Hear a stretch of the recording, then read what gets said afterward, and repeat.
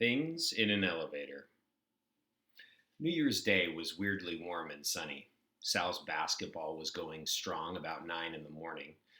I sneaked a look down into the alley and saw him running back and forth in just a t shirt and a pair of sweatpants. He was wearing the watch Louisa had given him for Christmas.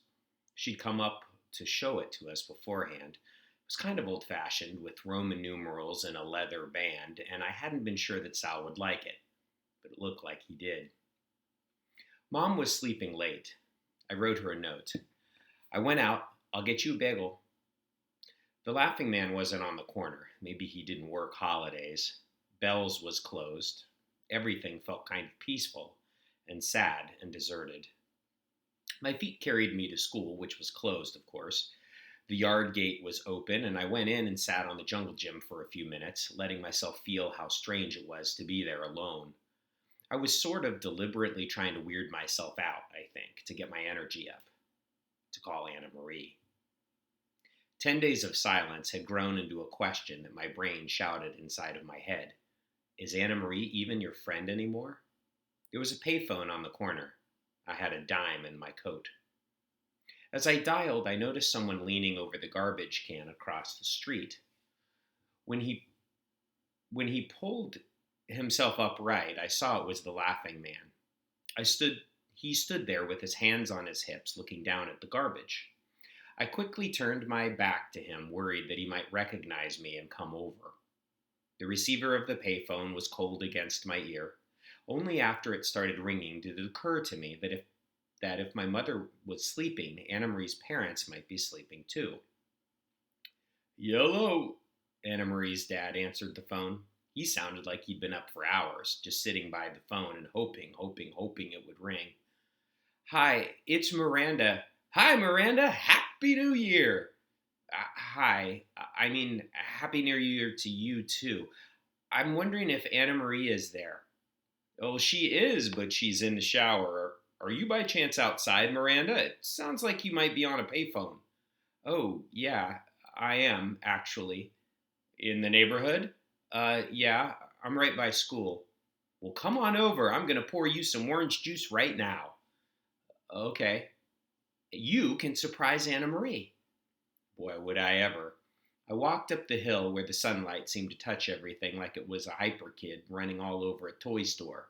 It bounced off the dirty metal lampposts, the shiny brass awning posts, even the sunglasses of a woman walking her dogs with a cup of coffee in one hand.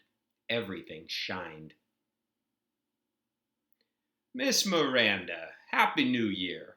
Anna Marie's doorman was standing just outside the building's polished doors. He smiled and waved me in. On the way up, it hit me that it was truly strange to come over here without talking to Anna Marie first. But at the exact same time I got nervous about that, I also got this other feeling, which I can only describe as love for Anna Marie's elevator. The wood paneling, the cloth-covered stool in one corner, the little bell that went off every time we passed another floor. It was all so nice and cozy that I thought it would be wonderful to stay in it forever, or at least to sit down on the little stool and close my eyes for a while. The whole thing was beyond weird.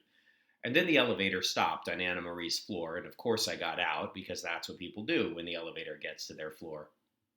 Anna Marie answered the door in her robe, with wet hair. Hi, I started. I just called to say Happy New Year, and your dad said that... She smiled. Come on in. It was the best morning. Anna Marie showed me her Christmas presents.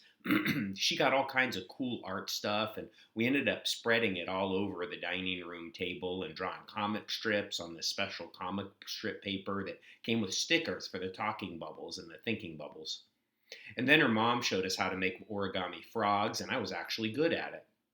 Meanwhile, her dad kept bringing in these stacks of bacon and, for me, French toast strips that I could pick up with my hands. And then Mom called. I had completely forgotten about her. She was frantic, she was angry, and she was coming to get me. Even Anna Marie's dad looked mad. Better get your coat on, he said when I hung up the phone, even though my mom couldn't possibly get to Anna Marie's apartment that fast. So I waited by their door, overheating in my coat, and Anna Marie waited with me. So, About what happened at Jimmy's, I said. I never really meant what he thought I meant. Not for 1 second. She looked at the floor. I totally believe you, and I don't know why I said that thing I said about money. It was stupid. It's okay. I was so grateful that she had said something. She had something to apologize for, that it didn't really occur to me to think about how it actually made me feel. But I have thought about it since then. It didn't make me feel good. We heard the elevators ding, and I opened Anna Marie's front door before Mom had a chance to ring their bell. I thought I might be able to escape without Anna Marie's parents talking to her. No such luck. Jerry? Mom called out, and Anna Marie's dad came rushing over, saying, "Oh, you're here. I didn't hear the bell." "I'm so sorry about this," Mom said. "No, I'm sorry. I had no idea. It will never happen again. Always check with you first." They cross-talked for a while and then hit one of those natural breaks in conversation and both turned to look at me. "Let's go," Mom said coldly, and I said, "Thanks for having me." And Anna Marie's dad smiled at me, but only because he's the nicest person on earth. The elevator opened right away, so there was no awkward waiting. And on the way down, I knew I should apologize, but I just waited for Mom to jump all over me. Instead, she burst into tears, which made me cry. And so we both cried through the lobby, past the doorman, and out into the sunlight where we magically stopped. And she took a deep breath and looked at me. "I was scared," she said. "When you didn't come back, I got really scared. Don't ever do that again." I nodded. "Okay," she said. "What now?" "I don't know. Maybe a movie?" So that's what we did. We went to the movies, and we ate candy and popcorn, and we held hands for a few minutes on the way home. The laughing man was at his regular post, doing his kicks into the street. And when he saw us, he yelled, "Smart kid!" But having Mom there made it different, like walking down the street with a blanket wrapped tight around me. Richard was leaning up against our building reading a newspaper. "Hey," he said, "we had a plan. Did you forget about me?" He made a sad face, and Mom said, "Oh no, how late am I?" And then she looked at me, and we both started laughing. Richard said, "Seriously, would it kill you to give me a key?" And Mom shrugged and said it was only 3:30 and that she didn't feel like going upstairs anyway. So we turned around and went to eat at the diner, which was full of people just waking up and having breakfast. Things you realize.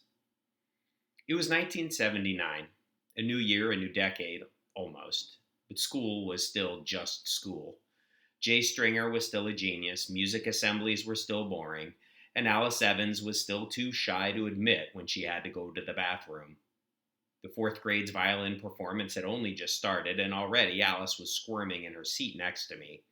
Jay was on my other side, somehow reading a book while listening to the world's worst music. I located Sal's blonde head a few rows ahead on my right. I stared at the back of it for a while, trying to see if I could make him turn around with the sheer power of my brainwaves, but it was hard to concentrate with Alice doing a Mexican hat dance on her chair. I tried to make a face at Anna Marie, who was on the other side of Alice, but Anna Marie seemed fully absorbed in the music. She's extremely non-judgmental in that way. So I went back and looking at Sal. Directly in front of me was Julia. She was obviously as bored as I was. Her head kept bobbing around. And then she turned and looked at Anna Marie. I glanced over and saw that Anna Marie's eyes were still on the stage. Julia watched Anna Marie, and I watched Julia watching Anna Marie. And what I saw were eyes that were 60% cacao chocolate, a face that was cafe au lait, and an expression that was so familiar that it made my whole body ring like a bell. Julia's look was my looking at Sal. And suddenly, I knew three things. First, it was Julia who had left the rose for Anna Marie. Second, Julia cared about Anna Marie, but Anna Marie didn't see it, because I was standing in the way. And third, Alice Evans was about to pee her pants.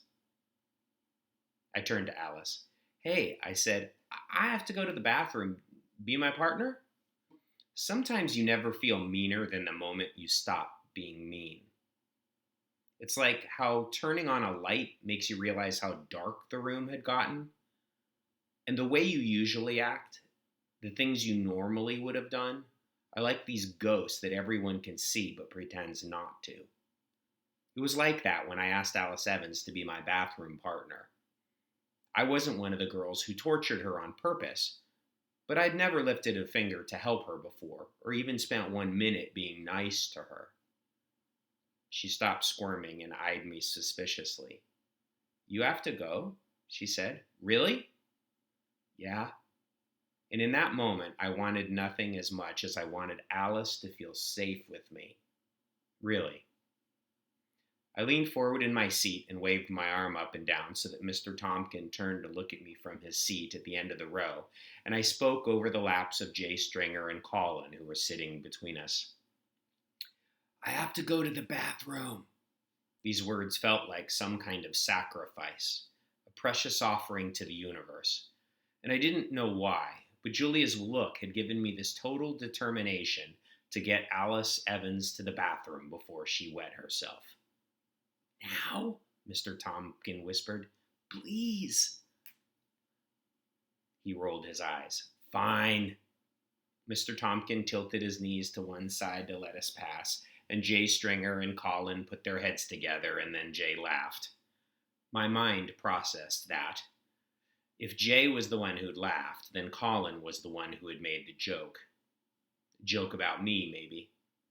I grabbed Alice's hand and pulled her after me, and then we were running up the aisle. Things that turn upside down.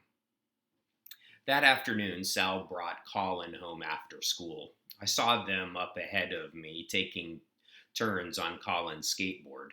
One would ride and the other would bounce Sal's basketball. They were circling each other and laughing and racing around, and I wanted to be part of it so much that my heart almost broke watching. I decided to stop off at Belle's. Belle picked up the economy jug of chewable vitamin C that she kept behind the register and shook it at me. I nodded, and she tipped 4 of them into my hand. "What's up?" she asked. "Not much." "Got some time for the story?" "Sure. Where were we?" "Aunt Beast." "Right, Aunt Beast. So, Aunt Beast's planet is perfect, and it smells great, and the food is wonderful, and everything is soft and comfortable, but Meg can't stay there. She has to go back and save her little brother. They left him behind with it, remember?" Belle nodded. "So she has to go back by herself?" "Yeah, and she's the only one who can do it because she's closer to her brother than anyone. It has to be her." Belle nodded. I skipped a part of a chapter here. I'm going to go back as Alice and, I'm sorry, as Alice was being taken to the bathroom. Things you beg for. As soon as Alice went to the bathroom, I ran down the hall toward the office. There were so many things I wanted to do but couldn't, like hug my mom or be less jealous of Anna Marie, and I didn't want this to become one of them, but I had to work fast. "Miranda?" Wheelie looked up at me doubtfully. "Aren't you supposed to be in the assembly?" "Yes, I am in assembly. I mean, I was. I'm going right back. Alice is in the bathroom. Can I have a piece of paper?" "No, ma'am. I don't just have paper to be just given away. Please, just a little piece, a corner of a piece. If I didn't do this now, I never would." Wheelie sighed, and then, still in her chair, she kicked her way over to the next desk where there was one of those pink message pads. She ripped off the top sheet, folded it again, and then carefully ripped the paper along the first fold, and then along the second fold. "Hurry," my brain said, "hurry." "Here." She held out a quarter of a pink message slip and looked at me with a face said, "I hope you won't be coming around here looking for another handout anytime soon." I picked up a pen from the counter and scribbled on the little pink square. "I thought you left me." Alice was standing in front of the bathroom looking all wounded. "Me?" I said. "No way." And she smiled. People seemed to like the new me. We squeezed our way back into our row past Colin and Jay Stringer, who whispered and laughed again, and Anna Marie leaned forward and gave me a "where were you" shrug. I mouthed "bathroom," and she nodded and settled back again. I folded my pink square a couple times, and then I leaned forward and dropped the note into Julia's lap. I hadn't had much time, and it was just one word: truce. And underneath, I'd written my phone number.